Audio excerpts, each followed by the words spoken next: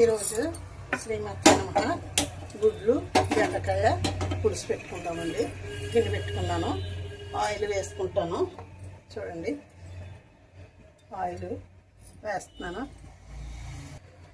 Oil వేడెక్కింది, గుడ్లు వేసుకుందామండి. ఫస్ట్ గుడ్లు వేసుకుందాము.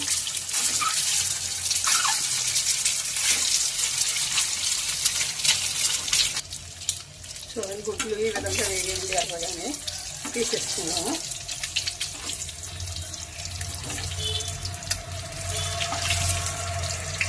చూడండి ఎలా వేయాలి. ఇప్పుడు వెండి చేపలు కూడా వేసుకుందామండి. గుడ్లు పులుసులో వెండి చేపలు వేసుకుంటే చాలా టేస్టీగా ఉంటాయి. చూడండి, చేపలు ఈ విధంగా వేపి తీసుకున్నాను. ఇప్పుడు ఆనియన్స్ వేసుకుందామండి. పచ్చిమిర్చి కూడా వేసుకుందాము. ఇదిగోండి, కొన్ని పనసపిక్కలు ఉన్నాయి, ఈ పనసపిక్కలు కూడా వేసుకుందామండి. మొత్తం ఇవన్నీ కలిపి వేగిన తర్వాత మనం అల్లం వెల్లుల్లి పేస్ట్ వేసుకుందామండి. ముందు వేసుకుంటే అడిగిపోతుంది. చూడండి, ఈ విధంగా వేగేవి. ఇప్పుడు ఉప్పు వేసేసుకుందామండి. అల్లం వెల్లుల్లి పేస్ట్ కూడా 1 స్పూన్ వేసుకుందాము.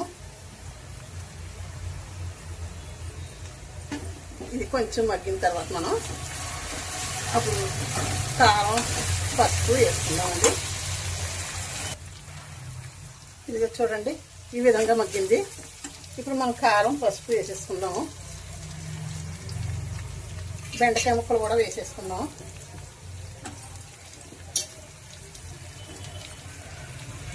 వేయించి పెట్టుకున్న గుడ్లు, ఎండు చేపలు కూడా వేసేసుకుందాం.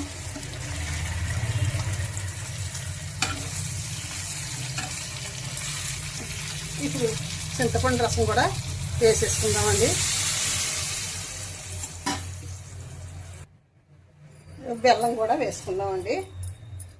ఇది చూడండి, బెల్లం ముక్క. చింతపండు పులుసులో గుడ్లు, చింతపండు పులుసులోని మనం బెల్లం వేసుకుంటేనే బాగుంటుందండి. గుడ్లు, బెండకాయ, ఎండు చేపలు, పనసపిక్కలు పులుసు పెడుతున్నానండి ఈరోజు. చూడండి, చాలా బాగుంటుందండి. ఇది మరిగిన తర్వాత మనం కట్టేసుకుందామండి. ఒకసారి మూత తీసి చూద్దామండి. అబ్బా, పులుసు చాలా స్మెల్గా పడుతుందండి. చాలా బాగుంది కూడా. చిక్కగా అయిపోయింది, దగ్గరికి వచ్చేసింది. చూడండి, ఎండు చేప, ములక్కాయ,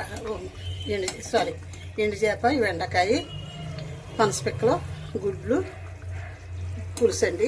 చాలా సూపర్ వచ్చిందండి. చాలా స్మెల్ కూడా బాగుందండి. ఉప్పు కూడా సరిపోయింది. అంతా బాగుందండి నిజంగానే. కడేస్తున్నాను, కడుపు నిండా అన్నం తినచ్చు. చాలా బాగుంది. సూపర్ స్మెల్ వస్తుంది. పులుసు ఎండు చేప వేసాం కదా, కొంచెం చేత సూపర్ స్మెల్ వస్తుందండి. వీడియో కూడా ముగిస్తానండి. ఉంటానండి. శ్రీమాత్రే నమః, శ్రీమాత్రే నమః, శ్రీమాత్రే నమః.